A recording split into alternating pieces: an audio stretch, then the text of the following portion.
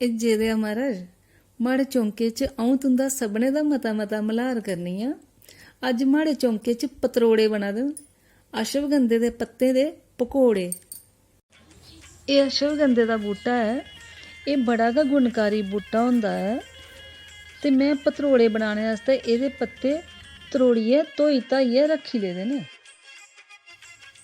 ते घोल बनाने वास्ते 2 कोलियां बेसन, 1 चिमचा सैला ब्यून, अद्धा चिमचा लूण, अद्धा चिमचा लाल मर्चां, 8वां हिस्सा चिमचा बसार, अद्धा चिमचा जीरा, अद्धा चिमचा जवान, 1 चिमचा चीरी दियां सैलियां मर्चां।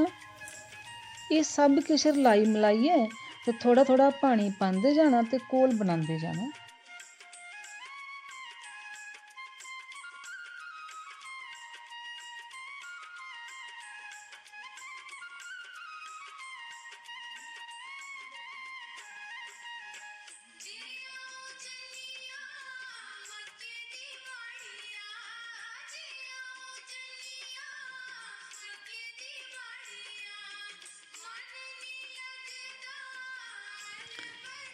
ये हुण घोल साढ़ा तैयार होई है ते थोड़ा जिहा इहदे च तेल पाना है, मोनी तेल तुस कोई भी पाई लैओ, पर जे सरेआं दा पाना होऐ ते गर्म करियै पाना, कच्चा नहीं पाना है।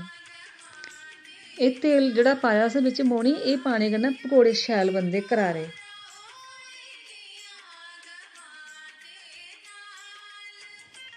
हुण तेल साढ़ा भखे दा ऐ ते इक इक पत्ता असें अशवगंधे दा लेइयै बेसना च पुट्ठा सिद्धा लपेटियै ते कढ़ाई च पांदे जाना।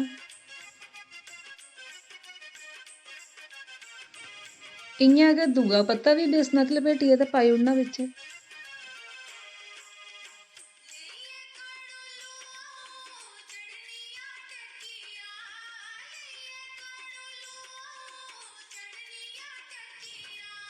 हुण रंग इंदा उप्परा बदलोइयै ते हुण इ'नें परती लैन्ने आं। कनेह् शैल फुल्ले दे दिक्खो भठोरू आंगर पतरोड़े।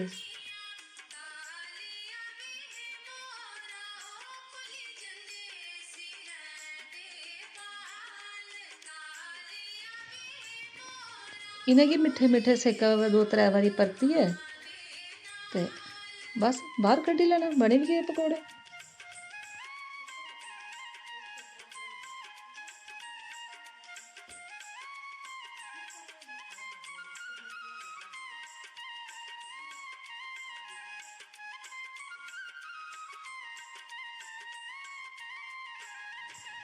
इ'यां गै असें बाकी पकौड़े कड्ढी लैने।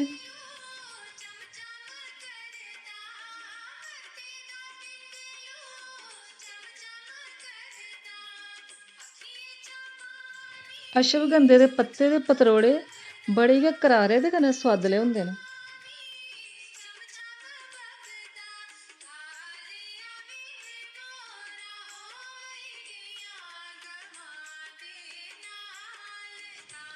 एह् दिक्खो हां किन्ने शैल बना दे न, जियां बब्बरू होंदे न, फुल्ले दे कनेह् शैल।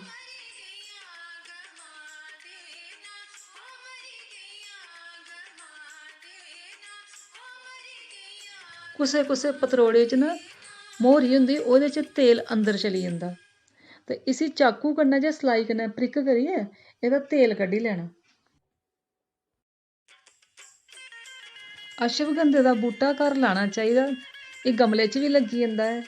एह्दे पत्ते, एह्दी जड़, एह्दा फ्रूट पौंदा इसी निक्का निक्का जेहा, एह् सब किश बड़े गै ताकतवर होंदे न। एह् दिक्खो मड़ो कनेहा शैल फुल्ले दा, जियां फलूस होंदा ऐ। चलो जी, बनी गे साढ़े पतरोड़े ते तुस बी बनाएओ पतरोड़े ते बनाइयै ते मिगी दस्सेओ तुं'दे कनेह् बने पतरोड़े। तुं'दा सभनें दा हिरखी मल्हार।